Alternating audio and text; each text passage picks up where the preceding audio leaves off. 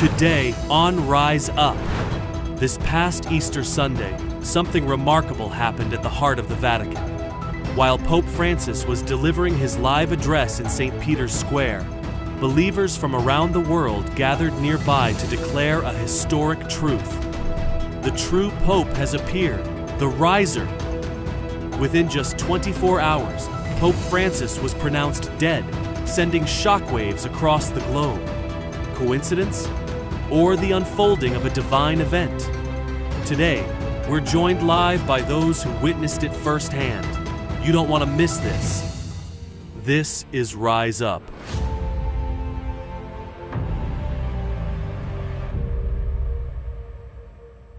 Good morning and welcome to Rise Up. I'm Alia Halal. And I'm Ardian. And we're extremely excited today, aren't we, Ardian? Yeah, we are. Because we have two very great guests here on our set of Rise Up. It is Brother Saeed and Brother Admir from Switzerland. How are you guys doing?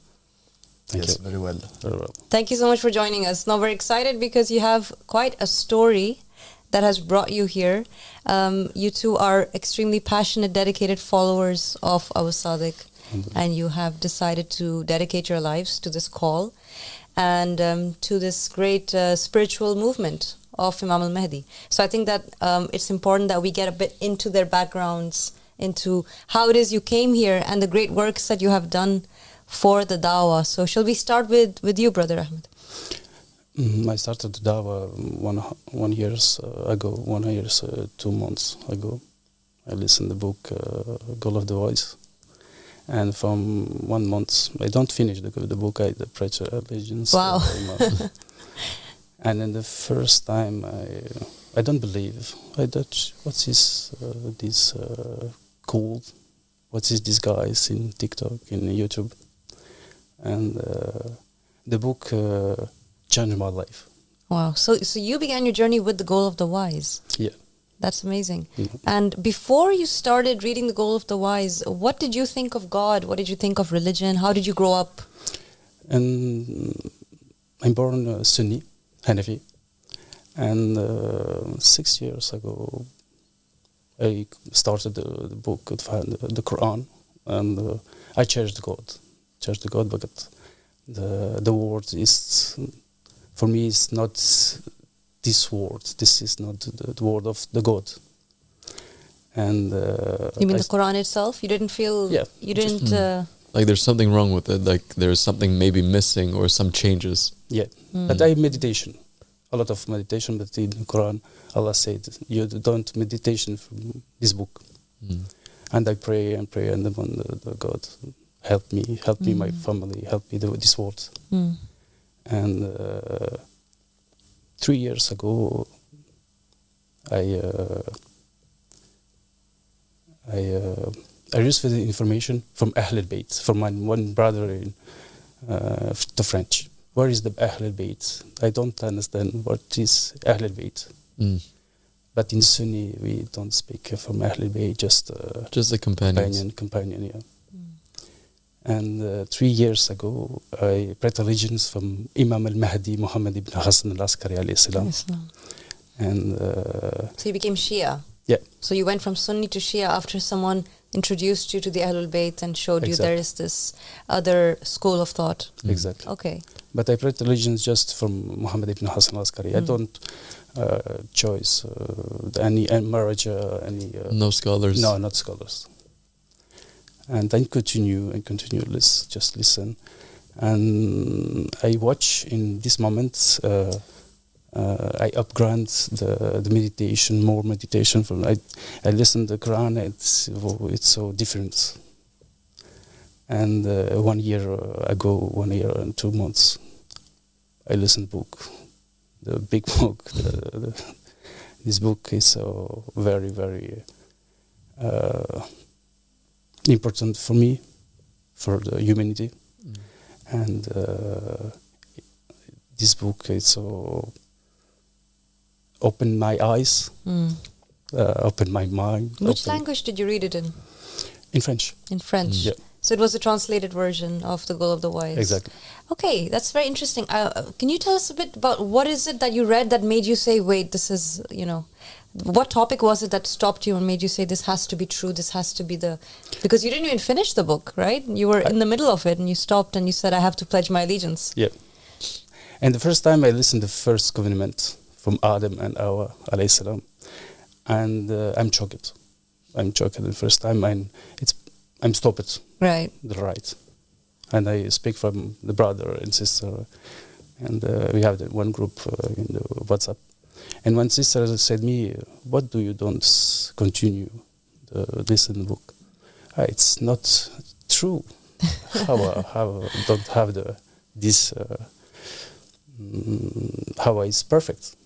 Yeah, it's a shock, right? When It's you read the shocking. book, it's a very new concept. The first covenant can be very strange when you read Yeah. about what really happened. Exactly. And there's a lot of evidence. There's proof for why. That's why it's more shocking, because it's actually with the resources and the books it came from. Exactly. And unfortunately, with the Muslims, they, especially the Shias, they attribute a complete infallibility Exactly. to the prophets and their wives. So this idea now becomes a big conflict. Hey, how can the prophets make mistakes? But I was like, clearly shows in the Goal of the Wise that actually the Quran points it out, the Hadiths point it out. So then it must be true because they all said it. But it seems like this idea of complete infallibility was something invented by the scholars, and it's not something from the Ahlul Bayt at all. Exactly. But I cherish in the Ahlul Bayt, the Hadith, and we have the information from this possibility, this situation from Hawa, from Adam alayhi salam, and every covenant and every door, my spirituality, it's upgrade, and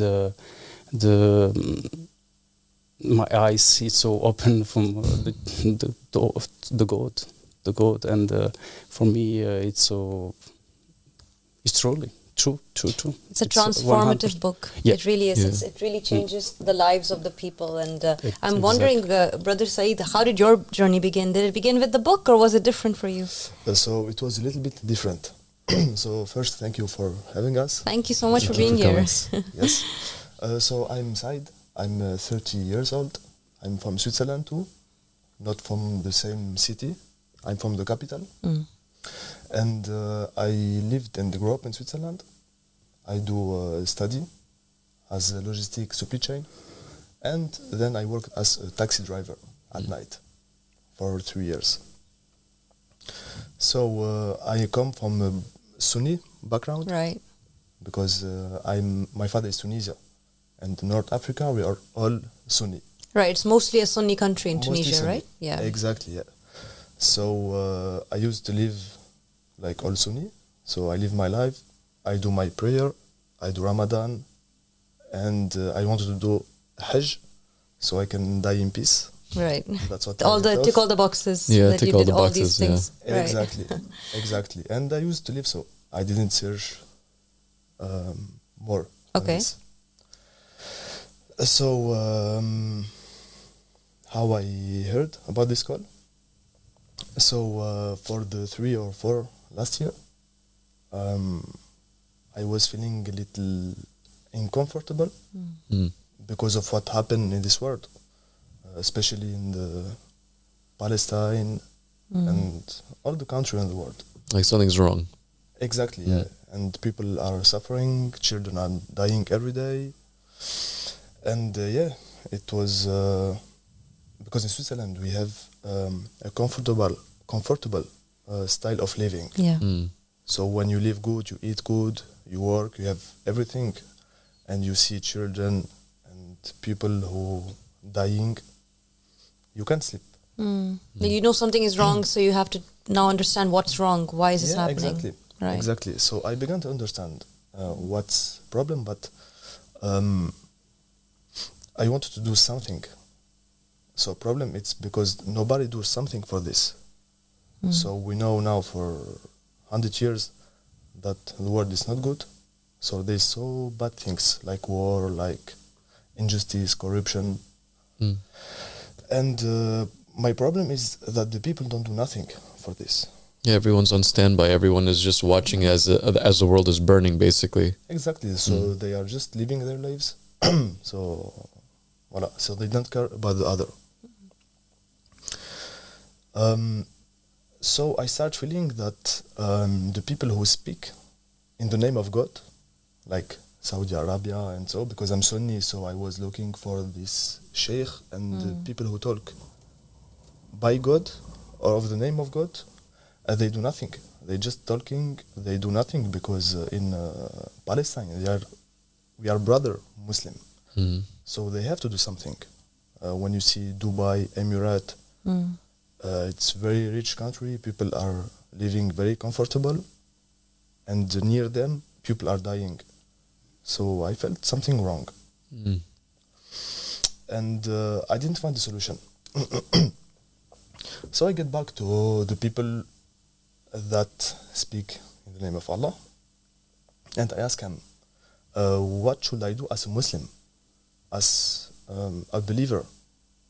What can I do for this? And I get so many crazy answers. So some guys tell me, okay, go Palestine, help your brother. Okay, well, I mean, what's he doing then? He's telling you to go to Palestine, but he's not. Switzerland, yeah, he's living good.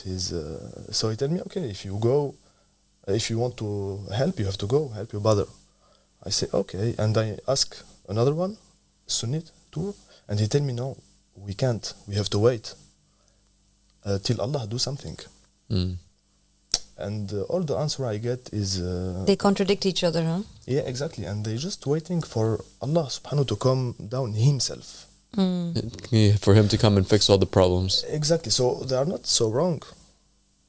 Because when a prophet or messenger come from God, he's God in creation. That's true. That's true. So they are not wrong, but they waited God himself to come.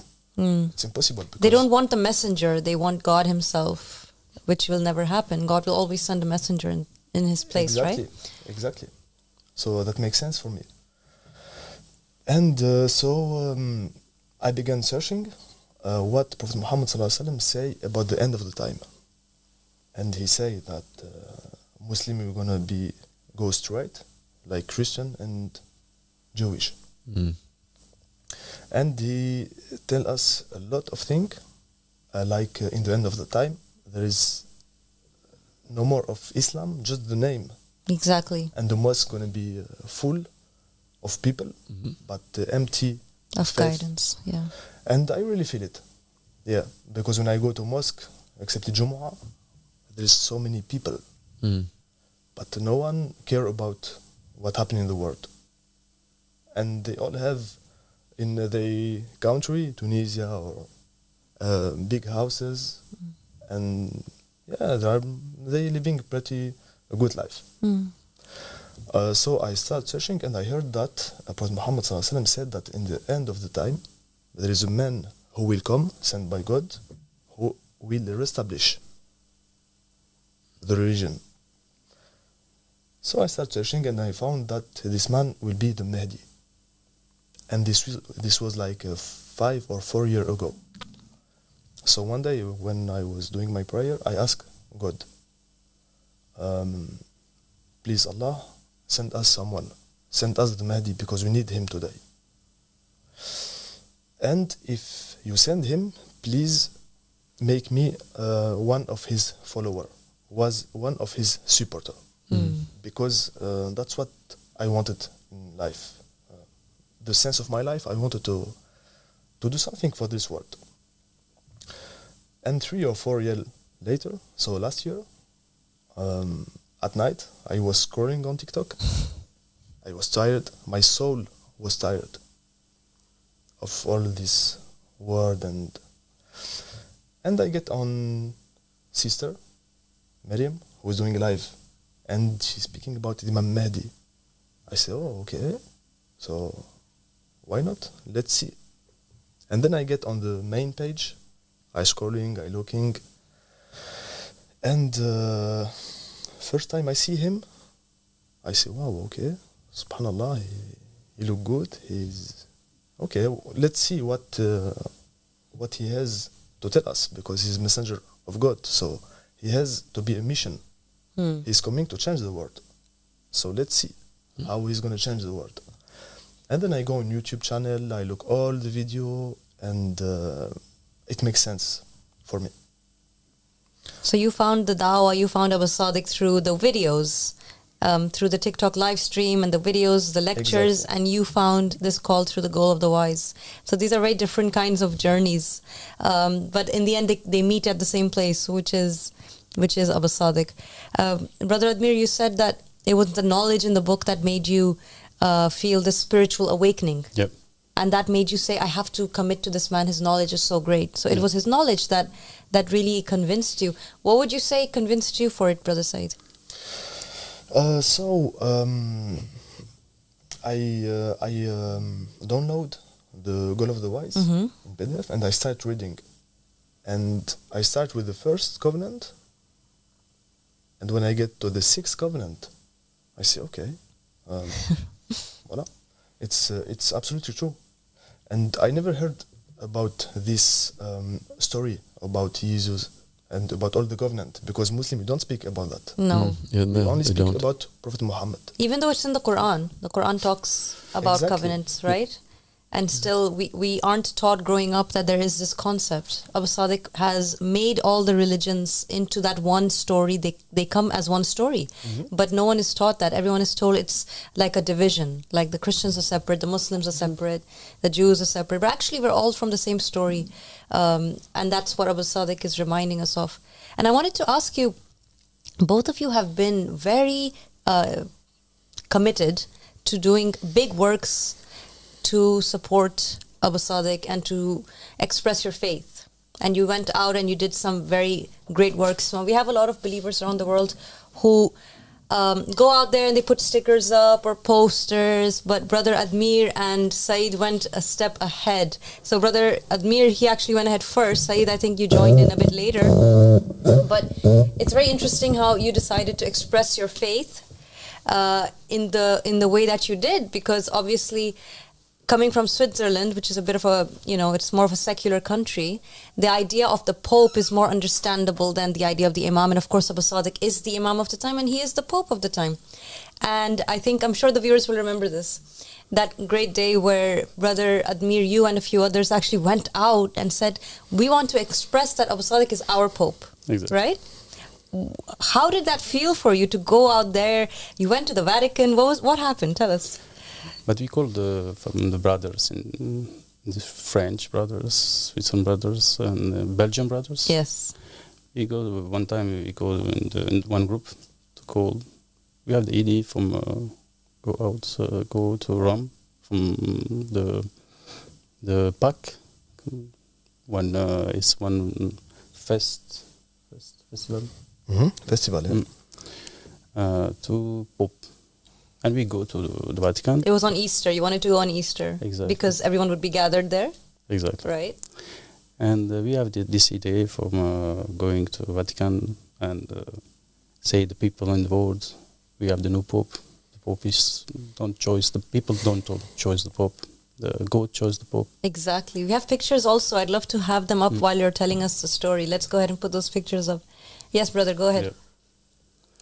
The brother Sufyan, the left, and then near to me, the brother Ahmed, and brother Alexander, and I said salam, and in the photo is brother Yamim. Yamim took the picture, right? Picture, and we passed a super, very nice, beautiful day from the brother. We received the entry. The ticket from the Vatican, from the garden, Swiss garden. Interesting. Yeah. And now this picture is so beautiful. So you guys are wearing these shirts that say a worldwide revolution has begun and time has come for a new Pope. Exactly. Now, you were standing there holding these banners and wearing these shirts. How were people reacting around you when they saw it? I remember we were here on Rise Up, me and Dr. Irfan, when you guys decided to express your faith this way. And people were looking like this is something very new, very different. They didn't see that before, right? Exactly. But the people around shocked one guy come to me and say me, go down. Take the banner down, basically. And I take the banner, and I say, what is the banner? Is God. Allegiance is the God. Exactly. From the Christian, from the Jews, from the Muslim, from every world. Yeah, so what's the problem? Yeah, what's the problem? And we go up the banner, but not high, just in the middle. And this guy come back me and say, go out. I say no. And the police, the Vatican come and said me, what is this? It's allegiance to God. And did they confiscate the banners? Not this one. Not this one.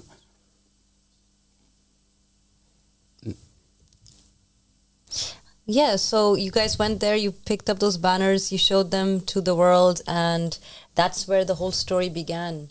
And we actually have an incredible edited segment about your story and about how it is that the brothers went out there and did this, I guess you could call it an expression of faith. It really was that. And God supported and enforced it by making it a viral statement around the world that we believe that the Pope is Abu Sadiq. And Brother Saeed, you actually joined in the next phase where they went out again. It was amazing. I want to air that segment, and I want to thank you guys for joining us and telling us your stories. Thank you very much for doing that, and we are excited to have you on again soon and talk more about your journeys. God bless you guys. Let's go ahead. Thank you so much. Let's show that miracle and talk about it here together on Rise Up after.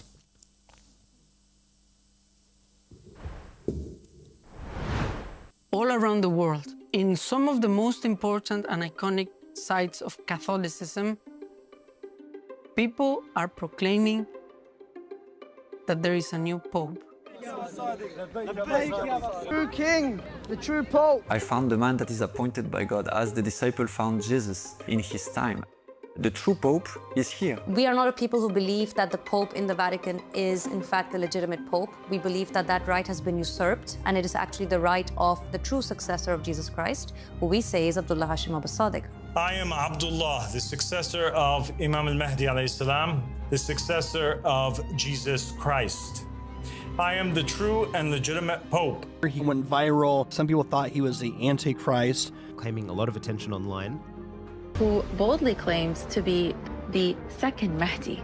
This is a wild one, my friends, and he's growing a massive following. Apparently the Mahdi has come. I am Abdullah. The man has gone viral all over TikTok. This is the reality of Ahmadi religion of peace and light, a movement that's raising alarms worldwide. The reaction was unprecedented. I don't want to say it's cool.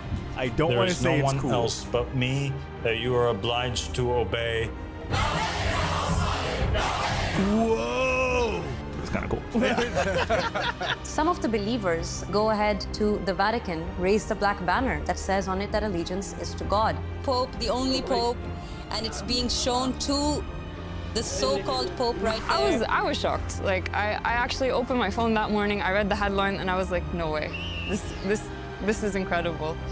Some breaking news to bring you now. This is a statement from the Vatican. A short while ago, His Eminence Cardinal Farrell announced with sorrow the death of Pope Francis.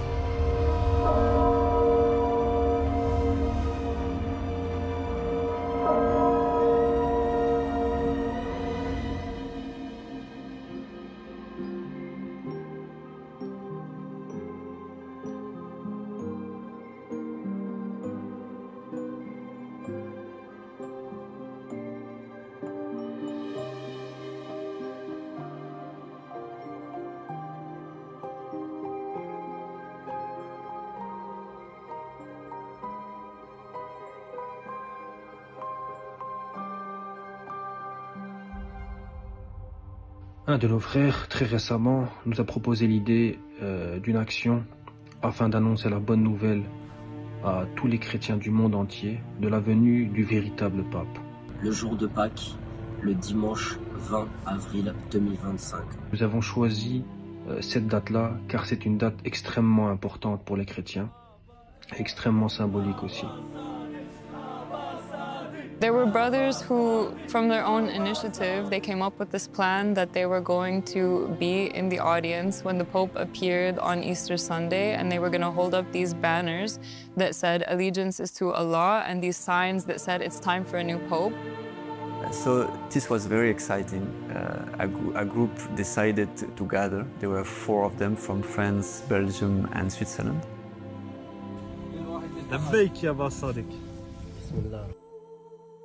Je suis honoré de faire partie de cette mission. On m'a accordé cette chance incroyable de pouvoir faire triompher la parole de mon maître, Abba Sadek alayhi salam. In order to make a symbolic protest against Pope Francis and the whole concept of papacy. As you know, in the Ahmadi religion of peace and light, we believe that in every day and age there is a prophet or a messenger or somebody who is sent by God in order to guide people, and that all the people have to obey this man, and the purpose of creation is to follow this man. So we believe that this man is Abba Sadek. C'est une grande opportunité qu'on a aujourd'hui. Alhamdulillah. Et ce sera la première fois que la bannière noire va être levée à Rome. Et je tiens à dire à mon imam que je l'aime et que nous ferons tout pour faire valoir la darwa, faire valoir et brandir cette bannière.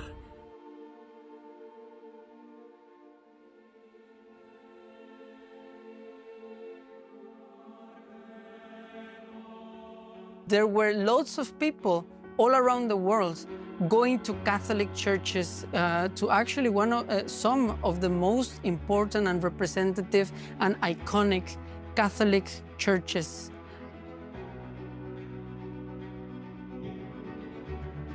They went to cathedrals, big cathedrals, all over the place. They were proclaiming one thing. They were proclaiming the time has come for a new pope and God has chosen a new pope. So this in itself created a lot of interest from the people. Easter Sunday Mass, the most important Mass in the calendar in the year for Christianity. And they knew that the Pope will appear in public. And it's an event where you can find 80,000 people coming from all over the world just gathering in Vatican City to see the Pope.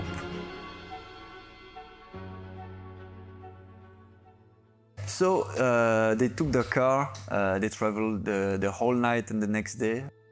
Incroyable qu'on puisse s'unir aujourd'hui à travers notre imam, Abba Sadek alayhi salam. Benvenuti in Italia. Benvenuti in Italia.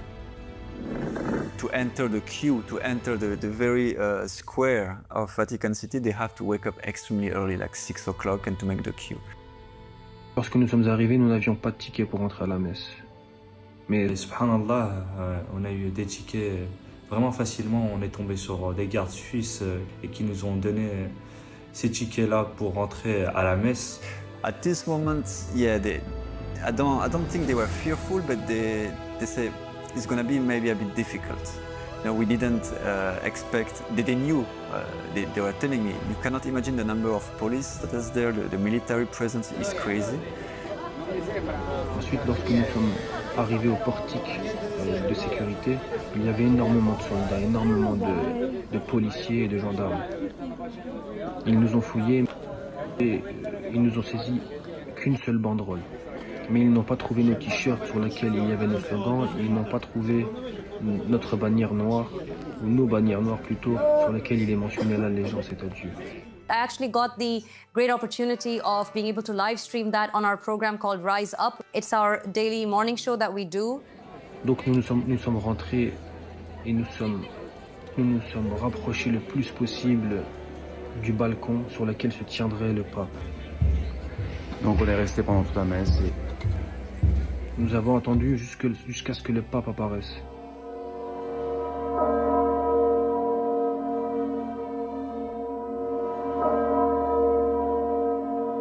And you have to note that also, oh wow, what's happening? Oh, okay, let's look at that. There we go. The banners are up, and what do they say on them? Allegiance is to God. Exactly, allegiance is to God. Subhanallah, labbaik Abba Sadek. Labbaik Abba Sadek. Labbaik ya Abba Sadek. This is the true Pope, the new Pope, the only Pope, and it's being shown to The so-called Pope right there. Subhanallah, Subhanallah. This I really do. This is incredible. Subhanallah. Wow. Literal goosebumps. We were actually able to broadcast that live on YouTube, and it was such a great moment because it was a time where we were able to establish that allegiances to God in the Vatican. And this was their way of facing the false pope with the information that there is a true man appointed by God, a true pope present in the earth today, and that the believers in this true pope are calling for him to be, recognized as such, for his rights to be returned to him as the true pope. There you go, there you go. They've arrived as expected on cue. On est parti. Nous avons annoncé à ces gens, ora c'è un nuovo Papa.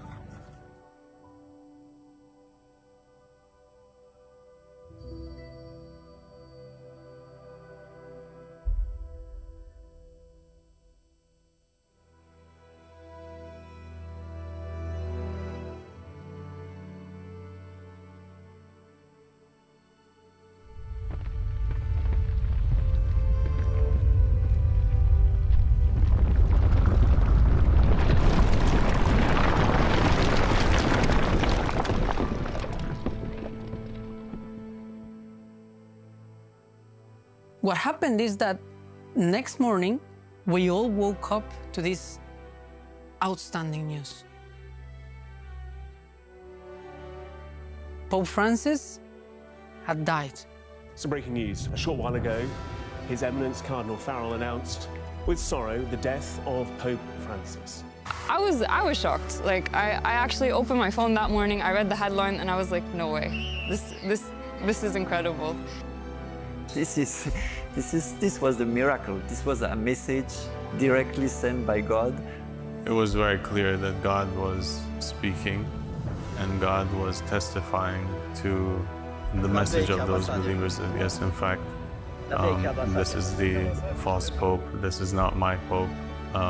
Apostolic is the pope that I chose. True king, the true pope. Apostolic alayhi salam, he wanted to make a speech to confirm the miracle, that yes, what happened was truly, indeed, it was a miracle, and it was what we thought it was, which is that God was testifying on his behalf. Yesterday, the Ansar of Imam al-Mahdi alayhi salam, the Ansar of the Qa'im of the family of Muhammad sallallahu alayhi wa alihi wasallam, the best Ansar on the face of the earth, went out to the four corners of the earth to protest against the false pope. And less than 24 hours later, a great miracle and sign occurred. A sign no less great than the earth swallowing Korah. The earth swallowed the false pope. He was killed by the mere breath of the believers chanting, Labbaik ya Aba Sadiq. This message went extremely viral, more viral than any other speech that we've put out, more viral than any other video or any other moment of the dawah. Suddenly everybody was talking about this speech and this man who was claiming to be the Pope. Whoa! I don't want to say it's cool.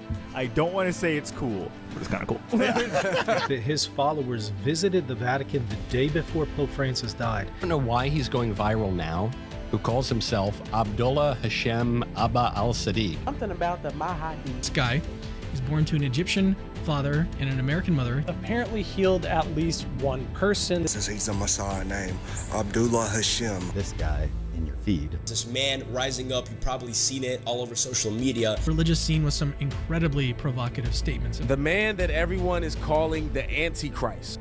Now, O Christians in the East and the West, hear me and obey. I am a messenger sent to you from Jesus Christ, alayhi salam. Paul is false and led you astray. The church is corrupt and no longer upholds the law of God. This was quite a controversial statement, and it had quite a big reaction. People all over the internet started coming out and making response videos to the claims that he had made. And then when you put in Mahdi, then it comes up with this guy's page. They have been tranced and taken over. Right now, apparently the Mahdi has come.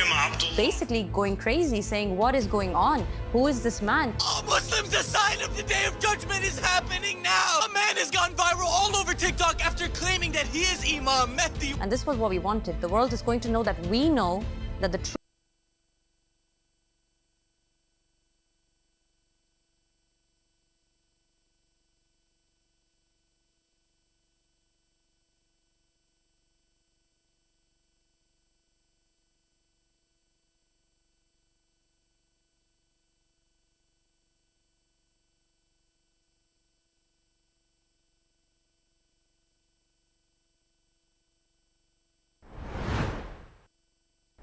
The West, hear me and obey.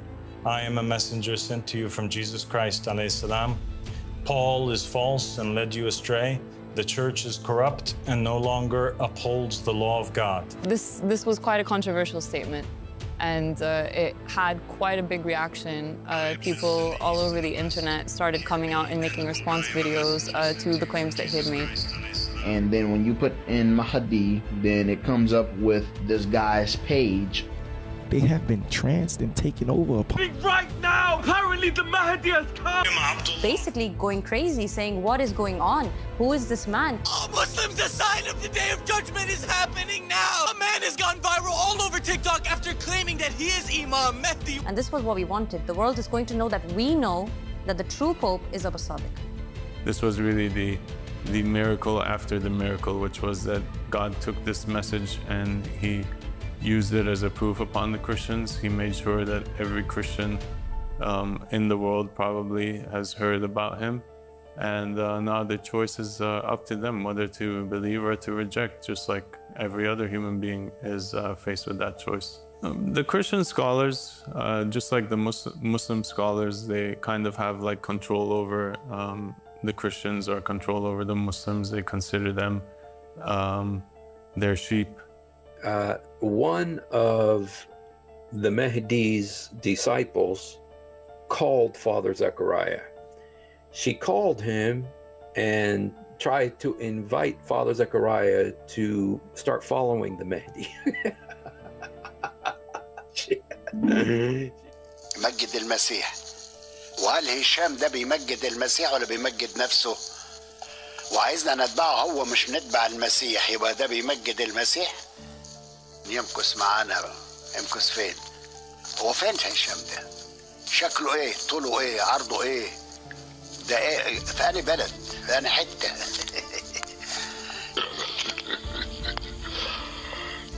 ايه الاستهبال ده؟ لا هي جهالة منتهى الصراحة. And they don't really appreciate when there's like another shepherd that comes to town, a very exciting shepherd, a shepherd that has a very young, beautiful, vibrant flock.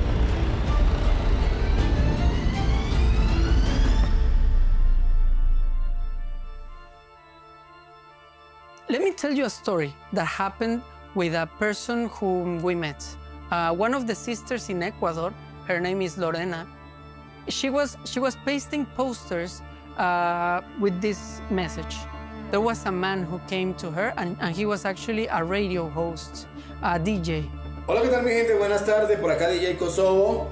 De todas las personas que vieron mis historias a través de los estados, este domingo que pasó, había una chica pegando una publicidad que decía: Dios ha elegido un nuevo papa. La muchacha se llama Lorena, se expresó lo más de bonito y me dijo: Dios ha elegido un nuevo papa, y me contó. Y bueno, yo dije: pero ¿cómo así? Si el papa está vivo y el papa es Francisco, Papa Francisco, ¿no?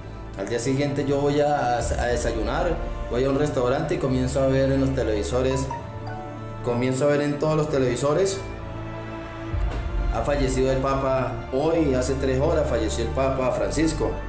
Yo me acordé de la muchacha. Hoy en día la muchacha me está escribiendo. Ya les digo. And this really opened the eyes of a lot of people into wondering, how did they know? And they asked us, they said, how did you know that we need a new Pope? How did you know that Pope Francis was going to die? And of course we didn't. We were just following along in the footsteps of our faith and of our spiritual journey, which said that if Abu Sadiq is the true Pope, then we must tell the world this. And God himself he validated that, he verified it, he testified to it. As he is the one who takes life and gives life, he took the life of the Pope that we believe to be the false Pope, and he allowed that Abu Sadiq, from his peace, be known worldwide as our Pope. People accuse us of being a dark movement when we claim, and when Abu Sadiq claimed that the Pope dying was a sign and a miracle from God. But I think people should really go and review their scriptures and their Old Testament and their New Testament. And people should review their own beliefs in God, because all of the people all over the world, I have heard them saying that there is not a leaf in a tree that moves without God being the one who knows and who does it. If you're a Christian who has studied the Bible, the New Testament and the Old Testament, you will know that actually God has produced signs for the people before, right? There have been many instances in the Bible where God produces a sign so that the people can see and recognize who he has appointed and who he has not appointed. So, for example, in the story of Cain and Abel who brought forward offerings, he took the offering of Abel to signify that he chose Abel as the successor of Adam. And the same thing with Elijah, when he faced off against the prophets of Baal, he produced a sign for the people and accepted the offering of Elijah in order to show to those false prophets that he was with them. And the same thing happened when Korah came forward and he rebelled against Moses and Aaron. He was rebelling against the idea of divine authority, that God had chosen Moses above all else to be the ruler and to lead the people. And God produced this sign by having the earth swallow Korah and all of his associates and cohorts in order to show the people that he was with Moses. You have two people who are claiming the same position. Publicly, there's an open challenge, and within hours, one of them does not exist anymore. So what is that? If you believe in God, if you believe that God speaks, why would he do that? Pope Francis was sick, he was old. He could have died a day before. He could have died a week after. Isn't life and death in the hands of God?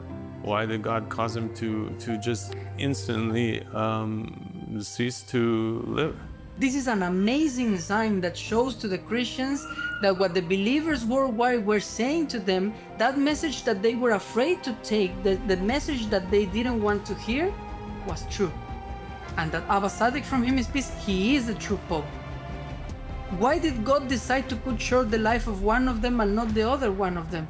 This is a sign for you to realize that this man, Abu Sadiq Abdullah Hashem, from him is peace, he is the Pope. And he is the messenger of Christ for all the Christians worldwide.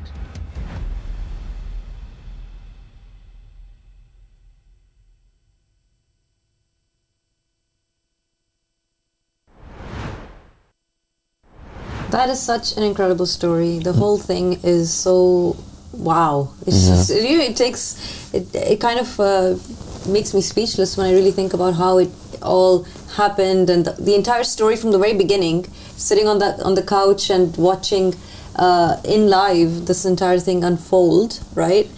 Watching it live and then seeing that that these great brothers, they go out there, they express their faith the way they do, and they're using the term new pope, which is very odd. People are wondering, why are they saying new pope? Nothing has happened for us to require a new pope. And then lo and behold, the very next day, there is a vacuum now.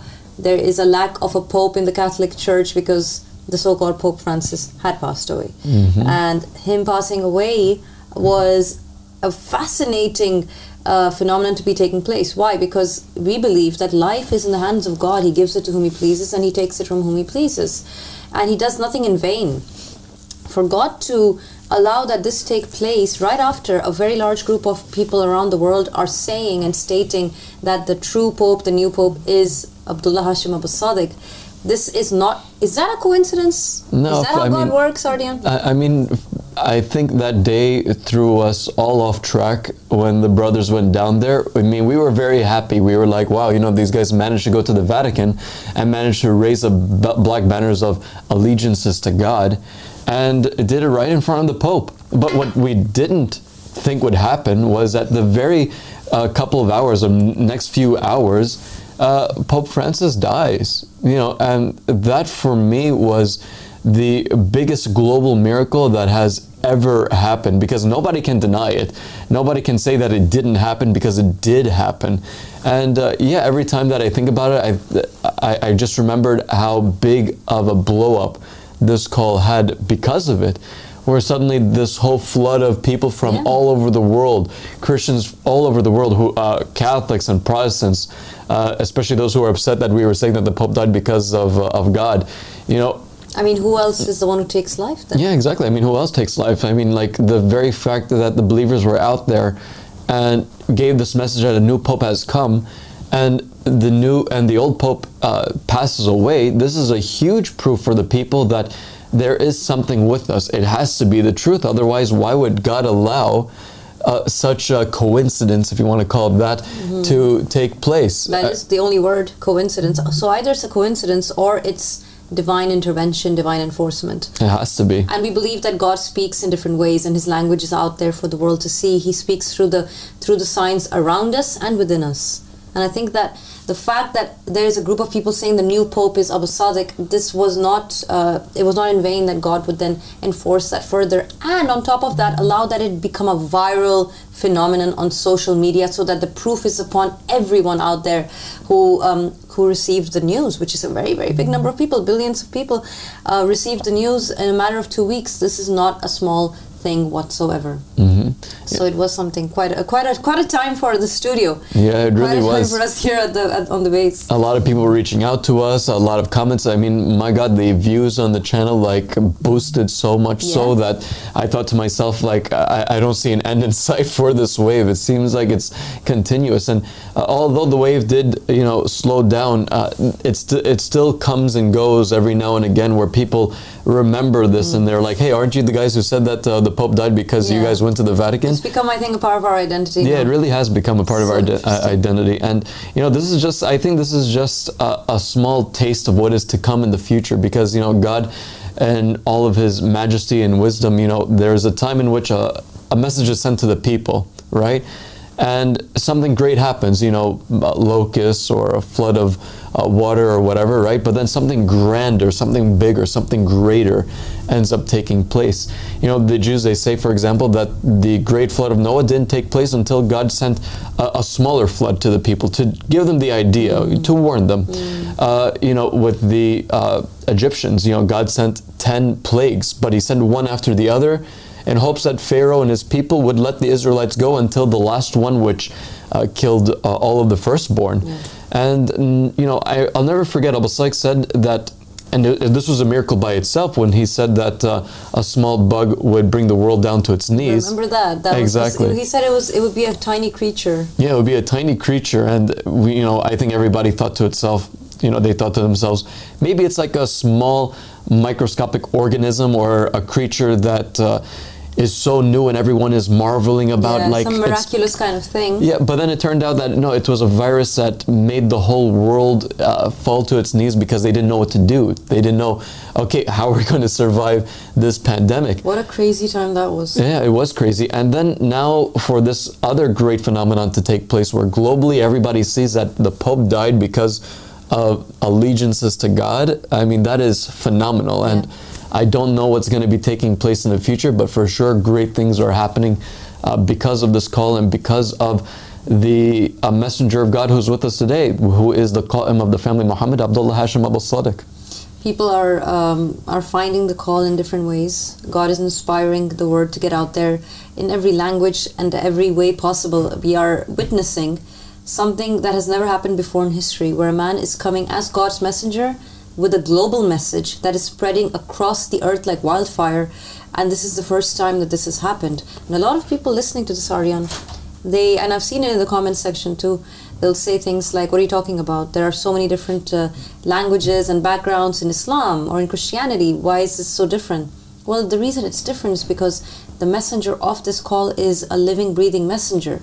In the time of Jesus Christ or in the time of Prophet Muhammad, peace be upon them both, there was no such thing as social media or internet. There was no such thing as smartphones. There was no such thing as someone in Argentina standing on the street, filming themselves, talking about a call that's happening with a messenger who's living in some part in the West, in the United Kingdom, while there are believers in a land like Sri Lanka also going out, and someone else is in Canada putting the banner up. This happening simultaneously across the globe with so much passion and dedication. This is the first time that it has happened this way. Exactly. And God has paved the way for this event to take place.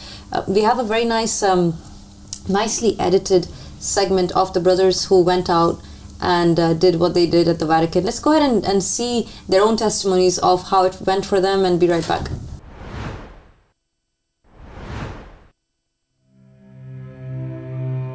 Un miracle extraordinaire. C'est indescriptible. C'est indescriptible, c'est incroyable. N'est-ce pas un miracle que le fait de venir la veille, le jour de Pâques, et d'annoncer qu'il y a le nouveau pape à tous les chrétiens du monde? Et du coup, subhanallah, le pape François, il meurt juste après ça. C'était incroyable. En vérité, je vous le dis, il y a en cela un grand signe de la part de votre Seigneur pour ceux qui réfléchissent. Peut-être reviendrez-vous vers Dieu.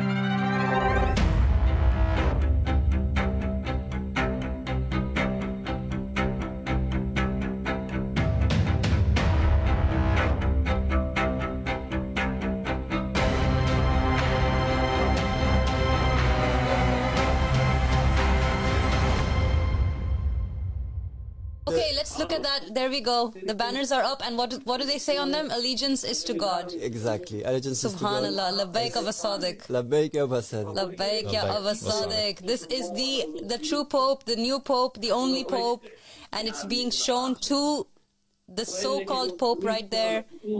Subhanallah, subhanallah, subhanallah.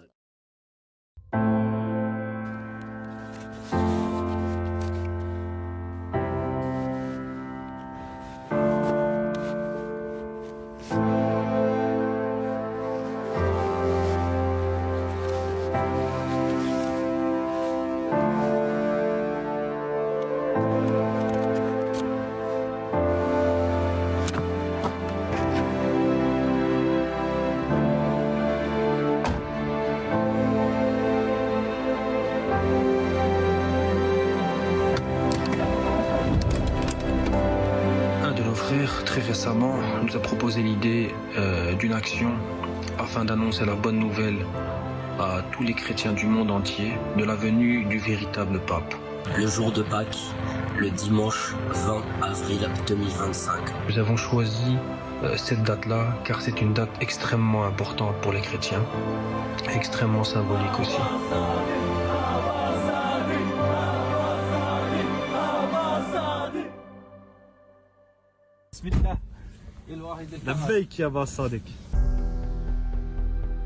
Je suis honoré de faire partie de cette mission. On m'a accordé cette chance incroyable de pouvoir faire triompher la parole de mon maître, Sadiq alayhi salam.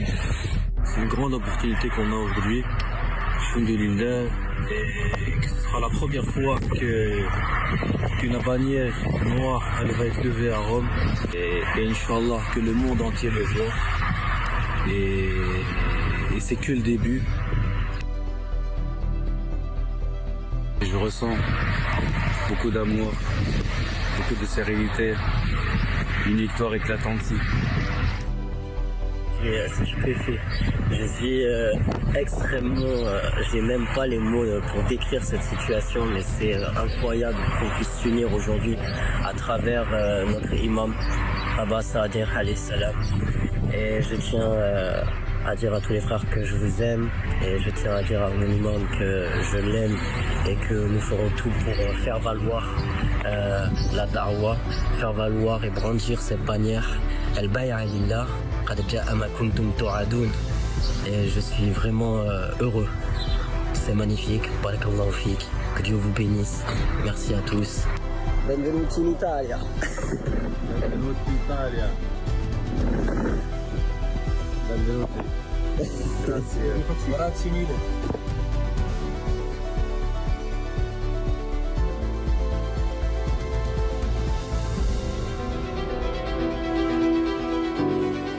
Lorsque nous sommes arrivés, nous n'avions pas de ticket pour entrer à la messe. Mais subhanallah, on a eu des tickets vraiment facilement. On est tombé sur des gardes suisses et qui nous ont donné ces tickets-là pour rentrer à la messe. Allahumma salli ala Muhammad wa ali Muhammad wal nabi wa sallim taslima. Labbaik ya Rasul.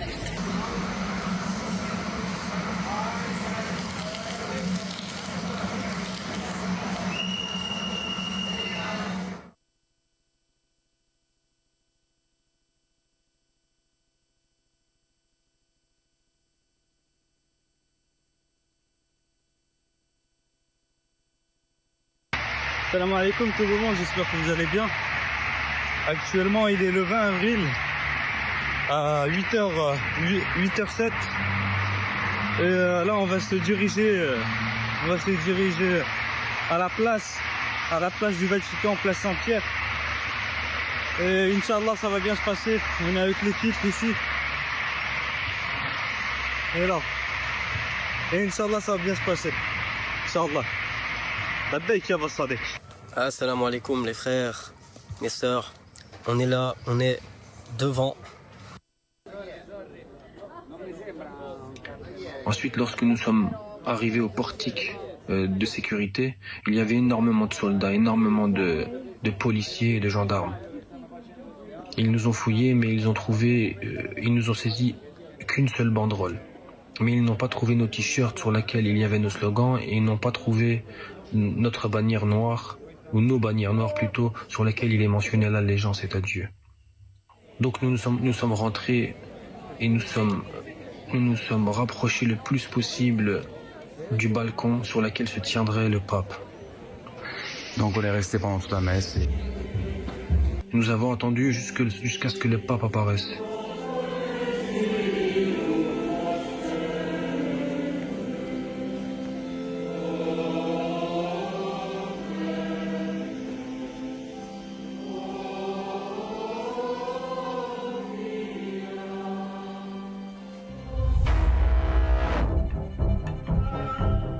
Une fois qu'il est apparu, nous avons décidé de dévoiler nos t-shirts sur lesquels il y avait un slogan. Ce slogan était « Le temps est arrivé d'avoir un nouveau pape ».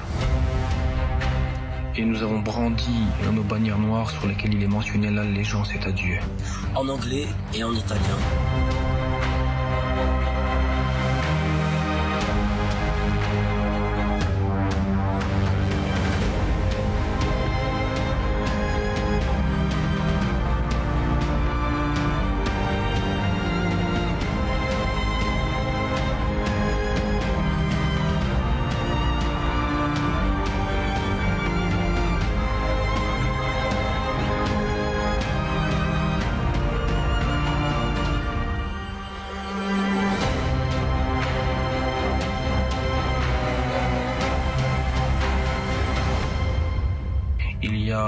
Les autorités qui sont venues et ils nous ont demandé d'enlever nos t-shirts et de retirer nos bannières. Mais alhamdoulilah, nous avons eu assez de temps afin de transmettre le message et afin que les chrétiens du monde entier sachent que le véritable pape, le véritable successeur de Jésus alayhi salam, le sauveur tant attendu, il se nomme Abdullah Hashim Abbas-Sadiq alayhi salam. On est parti.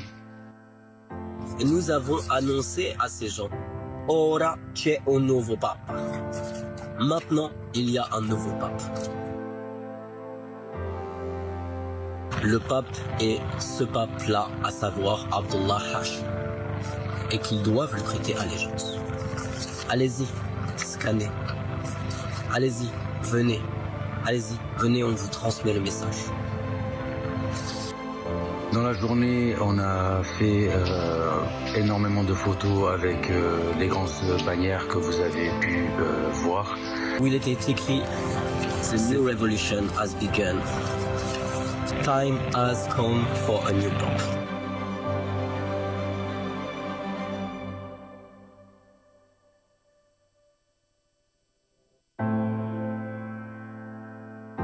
du coup, on est rentré de mission, on a fini notre mission, on est rentré où on habite. Et une fois qu'on est rentré, justement, subhanallah, quand on a dormi et on s'est réveillé le matin, j'entendais un frère qui criait dans la maison, qui disait subhanallah, subhanallah, subhanallah, Allahu Akbar. C'était choquant, hein, vraiment c'était choquant. Et moi je me disais, qu'est-ce qui se passe?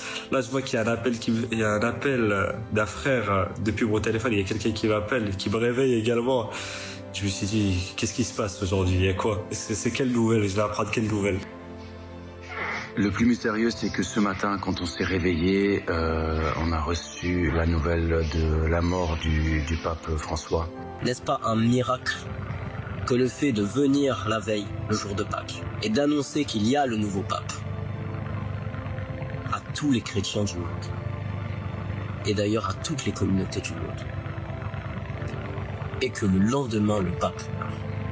Et c'est un grand miracle, car, subhanallah, sur nos banderoles et sur nos t-shirts, il y avait écrit « Le temps est venu d'avoir un nouveau pape ». Et effectivement, le lendemain matin, c'était devenu réalité. Alors qu'on a brandi juste avant des bannières qui disaient « Allégeance est à Dieu » et qu'on a sorti également des banderoles avant ça où on prenait que le véritable pape est là. Il va venir, il est là. Et ce pape est avec nous. Et c'est Al-Sadiq Abdullah Hashim alayhi salam. Un miracle extraordinaire.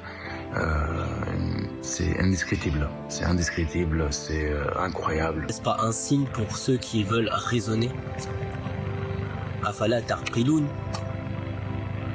Peut-être ne comprendront-ils pas? En vérité, je vous l'ai dit. Il y a en cela un grand signe de la part de votre Seigneur pour ceux qui réfléchissent. Peut-être reviendrez-vous vers Dieu. I am Abdullah, the successor of Imam al-Mahdi alayhi salam, the successor of the Comforter Ahmad, the successor of Simon Peter, the successor of Muhammad, the successor of Jesus Christ. I am the true and legitimate Pope.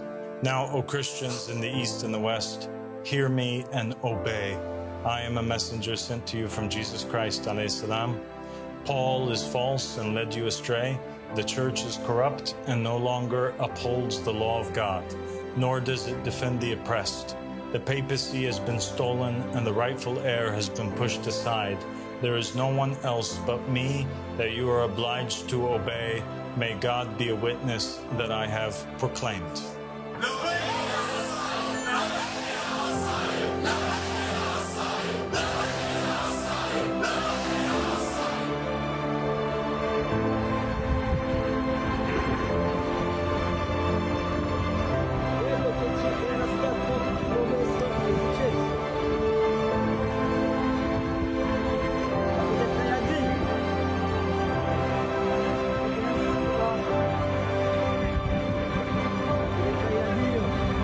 لبيك يا أبا الصادق لبيك يا أبا الصادق لبيك يا أبا الصادق.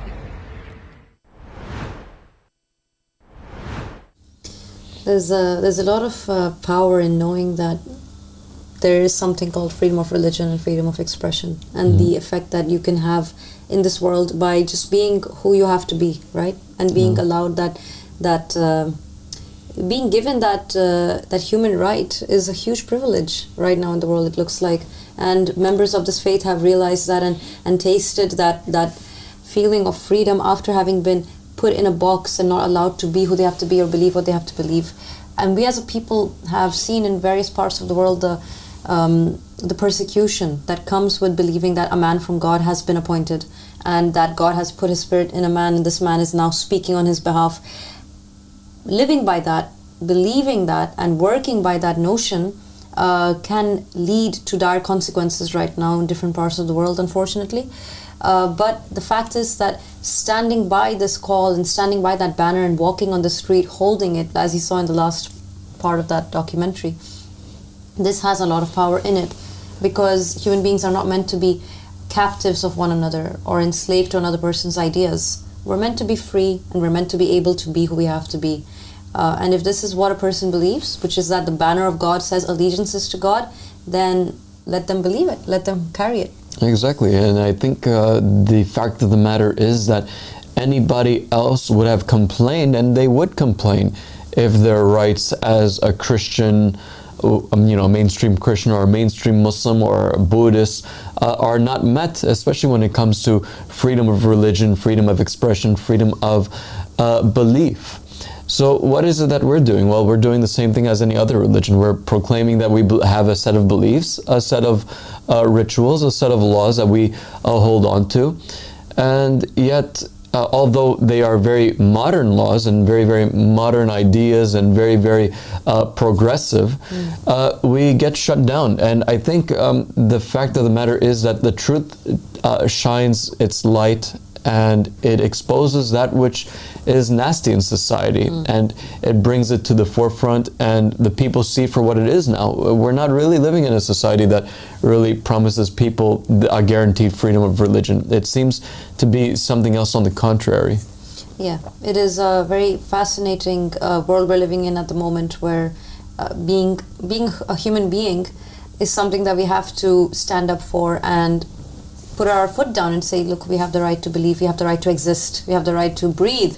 And these acts of missionary works and these acts of self-expression that the believers around the world are engaging in, this actually really does make a difference.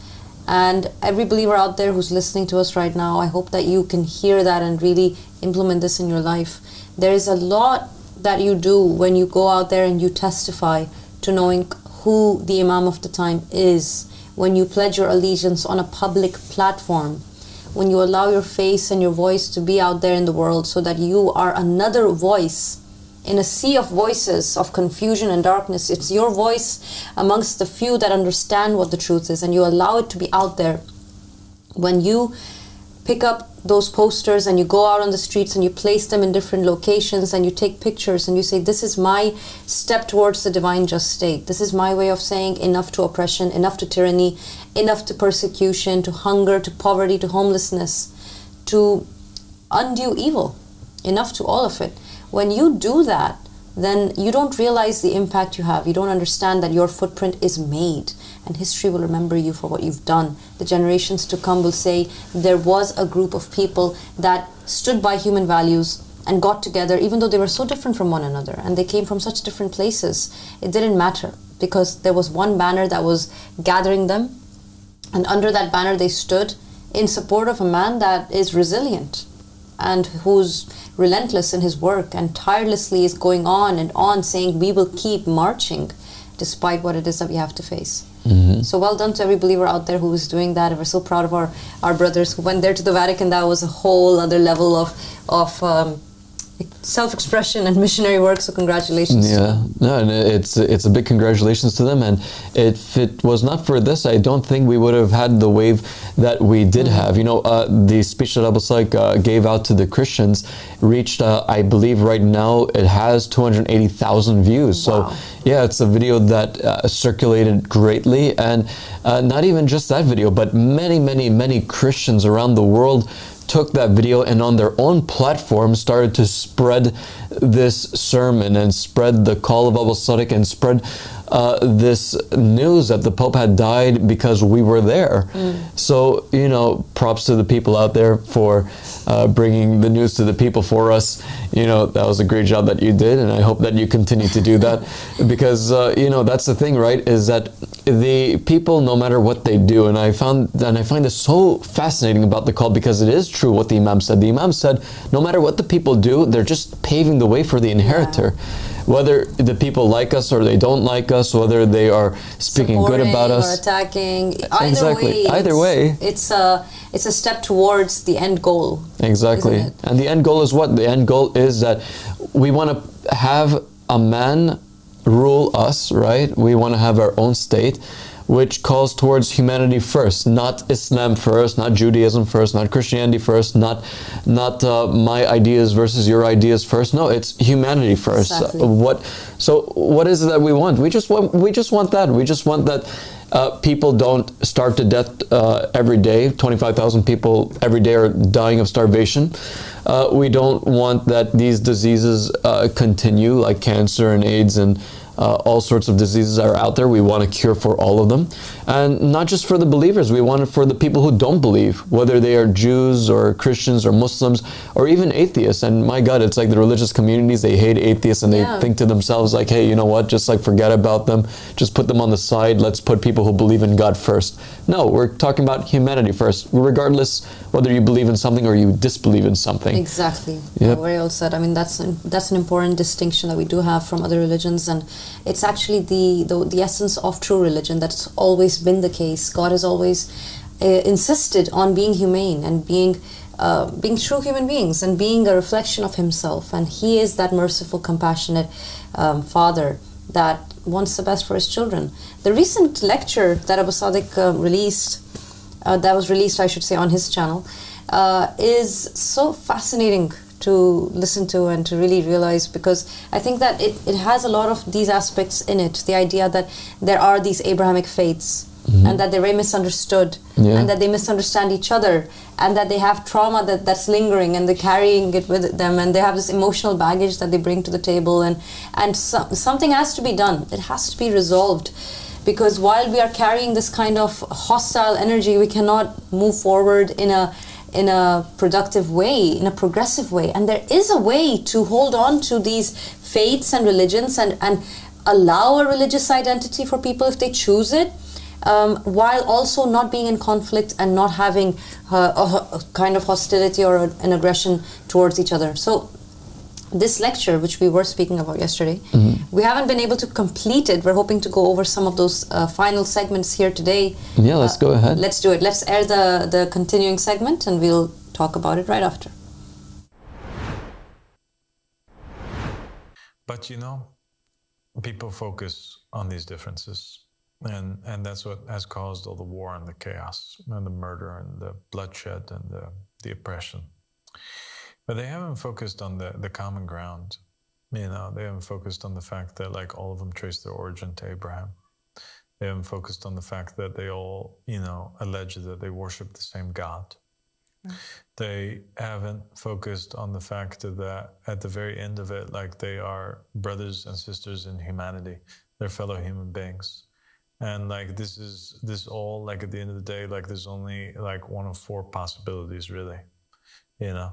Possibility A, that the Jews are right, you know, and all of the other stuff that came after that is nonsense, absolute nonsense. And that in the very end of it all, like the Jews are going to be verified and the Jews are going to be validated and the Jews are going to be raised above all the nations and everybody else is going to be forced to be like, oh my God, those ugly Jews, you know, they ended up in the end being right.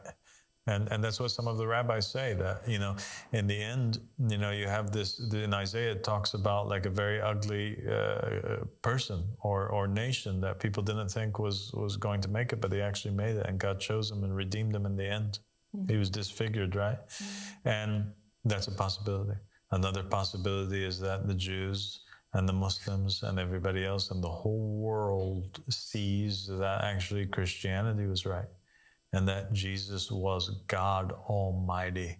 And for all these years, people mocked Jesus, they rejected Jesus, they oppressed Jesus, and He was so good that all He wanted to do was to save mankind. And all you had to do is just believe that He died for your sins and you would be saved.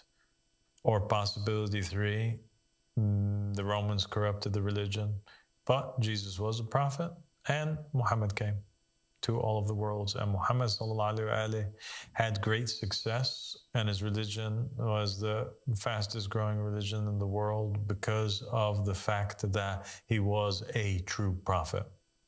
And the religion of Islam is true, and in the very end, the Mahdi will be victorious, and Islam will spread all over the globe, whether the people like it or they don't like it.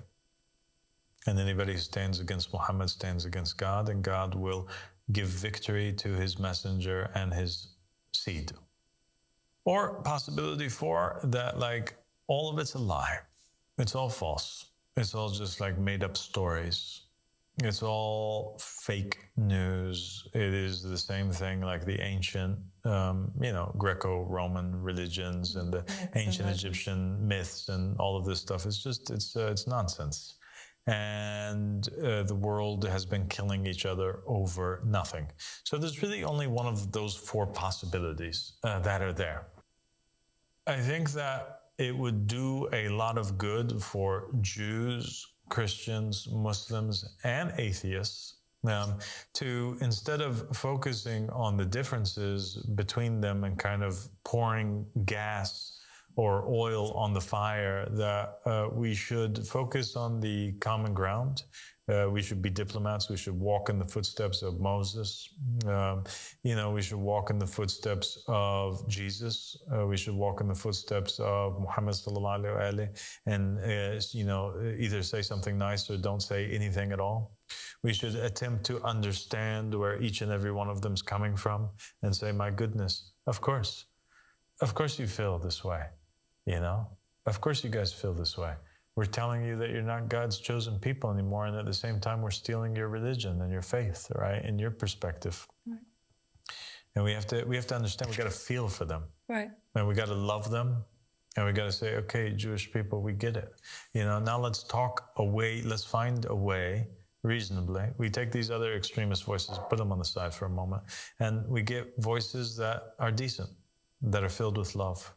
We extend our hands out. We sit together and we say thank you. I think a good starting point would be thank you to the Jewish people for everything that they have done for God and for religion, and for their contributions and their forefathers' contributions towards that which we believe in today, whether we're Christian or Muslim. We should thank them for that. We should appreciate that. We should see them as a part of our history too. Yes, true. And I think that like this whole thing of saying who God's people is, like we got to come to terms to say, okay, we recognize that you guys think that you're God's people, and that's okay. You know why? Because everybody thinks that they're God's chosen people. We have the Jews thinking that they're God's chosen people. The Christians think that they're God's chosen people. The Muslims think that they're God's chosen people, and you have the atheists who also think that they're so smart that they're, selected by nature to be God's chosen people. Yeah, actually, that's a very good point. And yeah, so I guess this belief in being a chosen people becomes like a point that we have in common in a way that we can all relate to one another, actually. Exactly. So I think we should do that. I think we should talk to the Christians as well, understand where they're coming from, and tell them we understand, and do the same thing for the Muslims. And then we kind of observe or agree somehow to leave things to destiny. Because another thing that unites us is this common belief that there is going to be a messenger or a Messiah or a Mahdi that's going to come, and he's going to correct all of the understandings, and he's going to unite the world, and he's going to bring peace and prosperity. The Jews are still awaiting their promised Messiah, and some Jews think that it must happen in this generation, because of their interpretations of the timeline of the Bible and how many thousand years are between Adam to the advent of the Messiah. And so we're at the very end of the age, and it has to happen now. And they see that right now, them being in Israel is a fulfillment, kind of foreshadowing of what's to happen. The Christians are expecting the second coming of Jesus, and the Muslims are also expecting the second coming of Jesus alongside with the coming of the Mahdi. And I think that it's very interesting. It's very interesting that we would be at war with one another when at the end, like Christians, Jews, and Muslims, and every sincere people on the earth should just wish for the truth. Like, I'll tell you honestly like outside of the fact that I'm the companion of this Tao and I believe with all of my heart and soul in what it is that I preach. But let's forget that for a moment. And for the sake of the conversation, I will put myself in the shoes of anybody else on the face of the earth.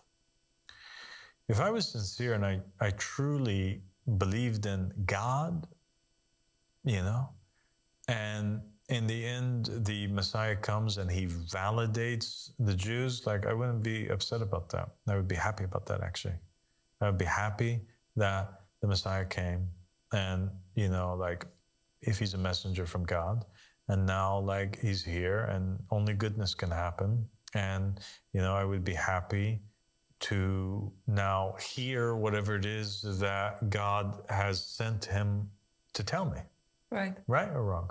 Yeah, if you're sincerely seeking God, then the presence of God or the messenger from God would be like a glad tidings for Exactly. anybody. But see, most people are not true believers in God, and they're not truly sincere. Most people are tribal.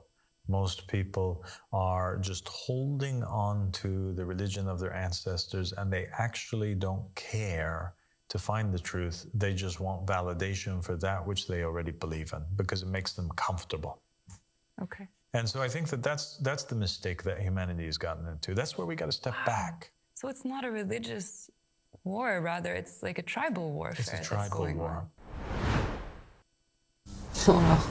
Yeah, I mean, that was incredible how Abu Sadiq basically breaks it down for everybody to put yourself in other people's shoes, other belief systems, and get to know one another and get to learn about other religions. And I think that's the thing that's missing. Like Abu Sadiq said towards the end, most people don't want the truth. Everybody seems to be acting with a very, very tribal mentality.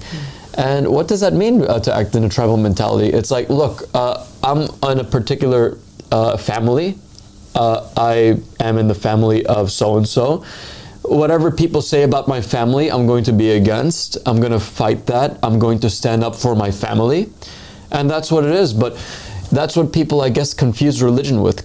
People confuse religion with an identity. They identify themselves with their religion that they are born in. It becomes a part of them.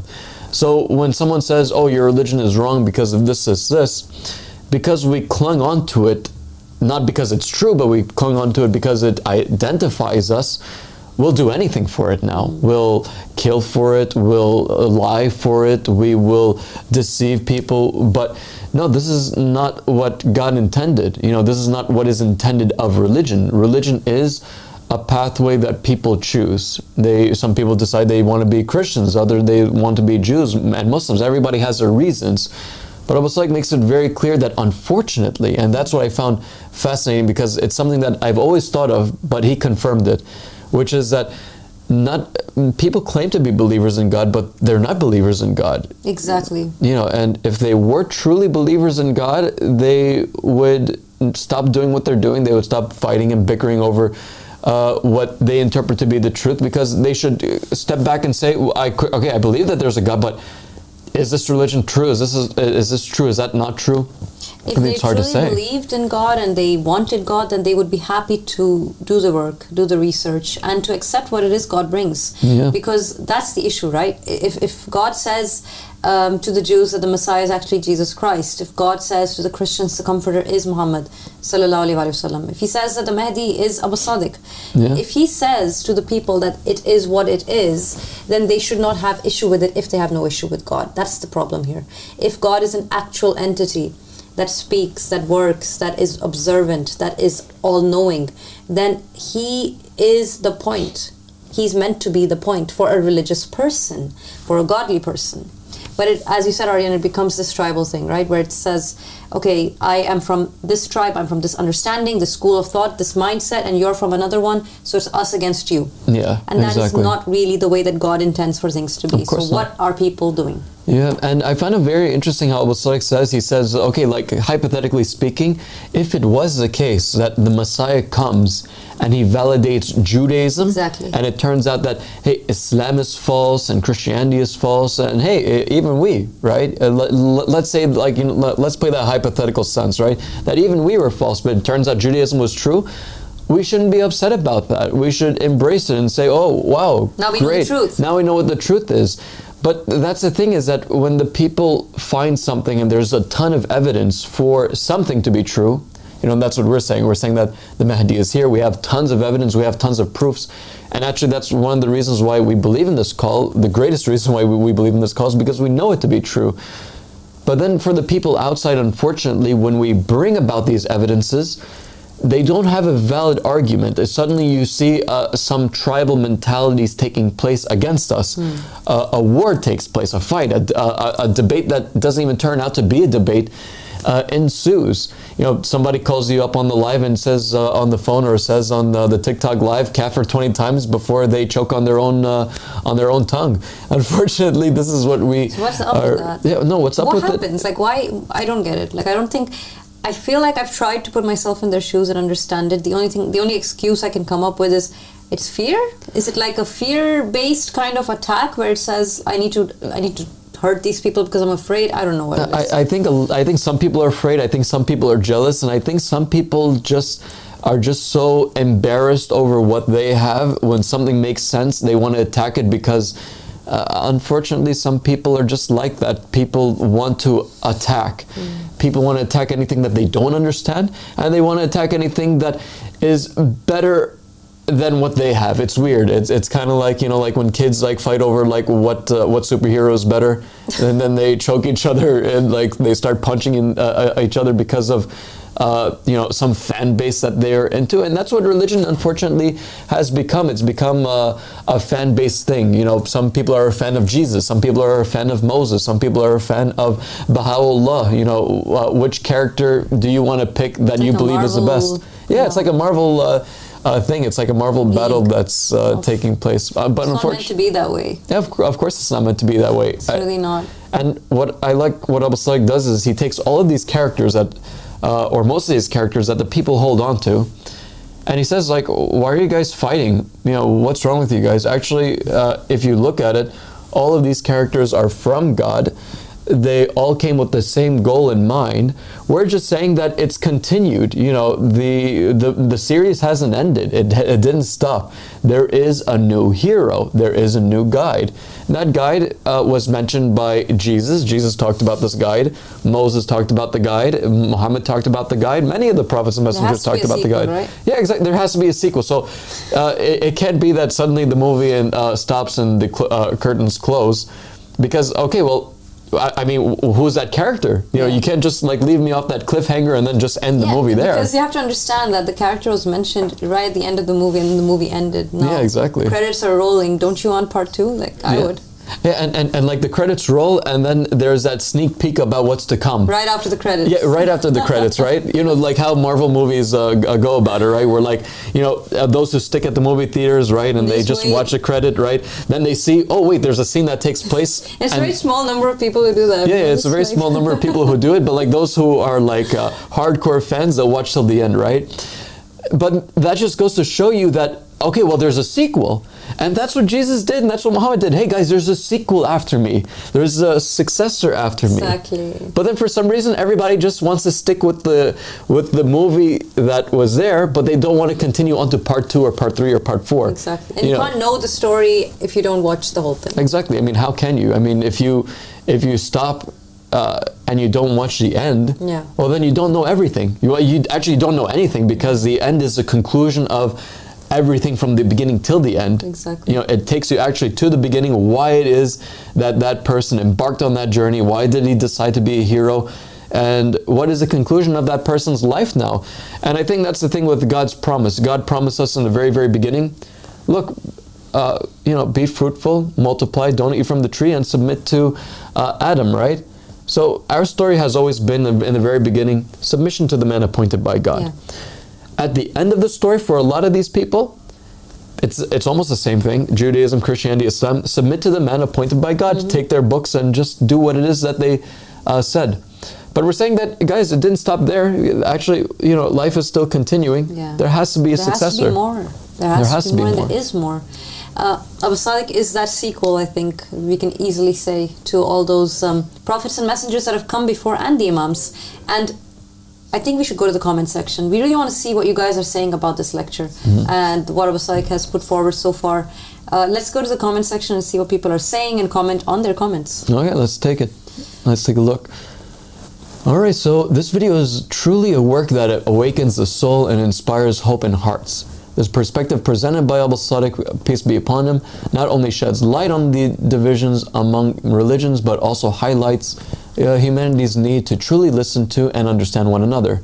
His sincere and wisdom-filled explanations show that genuine peace is only possible through honesty and humility in our hearts. This call is a light and guidance the world needs most today. While watching, it both makes you reflect and fills you with hope. A magnificent episode that everyone should see. Yeah, cool. That's an amazing comment. Everyone should see it. Yeah, everyone should see it, and yeah, I think it brings people together, really. Let's go on to the next comment. It is so sad to see all Abrahamic religions in this current state. So many conflicts and lies. Yeah, that's true. Yeah. I think that's the thing, that if we really take a step back and look at it, this is not the point of any of the Abrahamic religions. It was not to create conflict. And we really need to be a little bit more fair to ourselves. Who is benefiting from the conflict? Let's just look at where the money goes, you know. If you look at who benefits from people fighting, it's always a very small number of people, and it's usually the same people. Yeah, follow the money. Follow the money. And the people that are benefiting are not the working class. It's not your average Joe across the street. It's not your neighbor. It's not your mom or dad. No one is really benefiting from it except a very small number of people that actually know how to use war as that, as like a business strategy. And it's as cold as that sounds, it actually is the case. And it's really horrifying if you really go into the research and look at the histories of different wars and what happened and who became stronger from the war and who became weaker. It's a very disturbing truth that people need to know about. People need to do their research and understand what really happens. And when you pour your resources or your investment into a conflict, into promoting conflict, into promoting me against you, us versus them, when you stand by an ideal that you think looks and sounds good because it's being sold as a very great humane ideology or stance, and you think that you're helping people by doing that, you need to really go into what you're doing, the impact of what has happened before when people have done the exact same thing and how that ended. The Abrahamic religions are not meant to be creating conflict. They're not meant to be fighting. It's as simple as that. There should be no reason for any godly person to fight with another person that also believes in God. There should never be a reason for that. That's true. And God would never support that and say, I'm happy that you guys are like fighting each other and allowing bloodshed and tyranny. Absolutely not. If there is an alternative to war, that alternative has to be taken. There should always be that resilient relentlessness in looking for alternatives that are not war, that are not conflict, because there always is one. Yeah, unfortunately there always is one, and there's a lot of religious conflicts today, and there has always been religious conflicts that we find in the past. And if anybody examines the past, they'll see that a lot of it is from leaders who scholars are backing up. Yep. And they're the ones who reap the benefits. And the laymen and the people who are followers of these scholars, unfortunately, they reap no benefits, and all they do is just hope that they can reap benefits from following their scholars, but at the end of the day, it does not happen. You know, unfortunately, we have Muslims today who blindly follow scholars. We have Christians today who blindly follow their pastors and priests. Yes. We have Jews today who blindly follow their rabbis.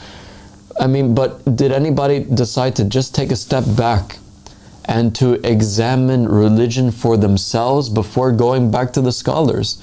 You know, and that's the thing about it, is that the scholars, they make religion out to be very, very difficult for the people and hard to understand. So look, just trust me. So it's a gamble, really. People are gambling their lives and their hereafter by placing their full-on trust upon a man who says, I dedicated years to learning about religion.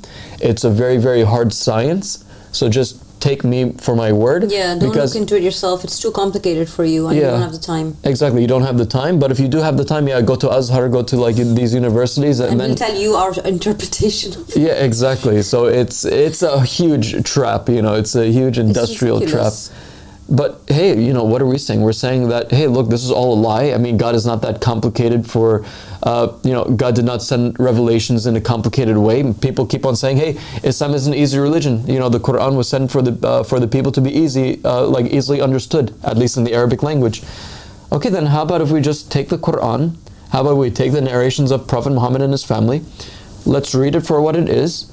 And stop listening to the interpretation of those who are claiming that they know what they're talking about. Actually, how about if we go back to the author and what the author said about the interpretations of the books? What did Jesus say about his interpretation of that he's going to be sending prophets after him? What is Muhammad's interpretation about the Mahdi? I don't care about the scholar's interpretation about the Mahdi or the Comforter. If I cared about the interpretation of the Jews, the Jewish interpretation of the Messiah, I'll never believe that Jesus is the Messiah. If I care about the Christian interpretation of the Comforter, I'll never become a Muslim. The same thing, if I take the interpretation of the Muslims on the Mahdi, I would never find the Mahdi, and I would or anything. Never, because the scholars want you to not follow the man appointed by God. That's exactly it. That is exactly it. And they never talk about the man appointed by God. They don't tell you about the successor. They'll tell you some outlandish ideas of how you have to wait for the skies to turn red and split open and raptures and I don't know what. They'll tell you these ideas to keep you in a state of, okay, whatever is going to happen is happening later. It's much, much later. It's going to be much worse than this. No one has the right to say it has to get worse than this, because how much worse do people want things to get? Go and tell that to a mother who's carrying her dead child in her arms and tell her it has to get worse than this before the Mahdi comes. It's bad enough, guys. It's it really is bad enough. We don't need to wait for it to get worse. We have more comments, I think. Let's go ahead and see what else there is. Yes, we do. Flavor music. All right. But these two books completely contradict each other. In Christianity, Jesus died on the cross. In the Quran, he did not. Did God lie before the Quran came? So that's a pretty interesting question. This comes a lot from Christian audience and those who are skeptical about religion. And I think Al-Basai pretty much explains this idea very, very well in his series, where he basically confirms that the people that witnessed the crucifixion of Jesus, just as the Quran said, they said what? We killed Jesus, the son of Mary. Then the Quran says they didn't do it, but it was made to appear so. It appeared to them that they had done it. And there's a whole, like you said, Aryan, there are lectures on this that Abu Sadiq has delivered, and there is an entire chapter on this in The Goal of the Wise that is very much in detail with references provided as to how it is that you can reconcile both understandings. Exactly. And you absolutely can. If you really put it into context, the idea that Jesus was crucified on the cross, and the idea that you have to believe it in order to be redeemed, in order to have your sins washed away, this doesn't come from Jesus Christ. No. Let's just call it for what it is, because today we're talking about black and white truths and not taking from the interpretation, but rather from the meat itself. And Jesus never said, if you don't believe that I died on the cross, I'm not going to save you in the end. So that we can put aside, because that is, and as heavy as that sounds and as personal as people might take it, please look into your beliefs and wonder why it is that you believe it. If a man comes up later on the scene and insists that this is the religion, who is that man and what are his credentials? So Jesus himself, who we absolutely can all agree with, is on the right track and someone we should follow. He hasn't said that. If he hasn't said that, and if he hasn't died for our sins and come for that specific reason, but rather to establish the kingdom, which is what his ministry was all about, then we can now look at another aspect, which is, if he did die on the cross, and that's what it says in the Quran, but it wasn't true, it's only appearing that way, then is that a conversation that we can have? Is that a notion that we can entertain? Quite possibly it is, because now the entire premise of religion wouldn't be that you have to believe he died on the cross. If we can put that aside and analyze what really happened or what could have happened, what the various scriptures are saying, if we can take a step back and not make it a huge obstacle in our paths that doesn't allow us dialogue, that doesn't allow us to entertain a thought without fully accepting it as Socrates had advised, then if we can do this, if we can have that dialogue, things might look different. We might reach a different conclusion. No, for sure we would reach a different conclusion. And even if the people want to stick with what they want to believe in, at least everybody would be able to leave understanding one another and respecting one another and being tolerant of one another. And I think that's the one thing that is lacking in this world is religious tolerance. Religious tolerance for religions that are of the Abrahamic faiths, the Eastern faiths, and even New Age movements that people for some reason want to shun away and say is like, hey, this is dangerous. You know, I totally agree with what you're saying, Ardian. I think that if a Christian said to us, look, I believe that Jesus was crucified and that was the entire point of him coming to earth and that his crucifixion has saved us. But they add that Jesus himself never said it. This comes from Paul. This comes from future writings that took place. I would really respect that. I would say, you know what, if you want to believe that, great. And you've got the facts with you. Wonderful. You know, more power to you. Go ahead with that notion and good luck and well done, you know, and you've got my support.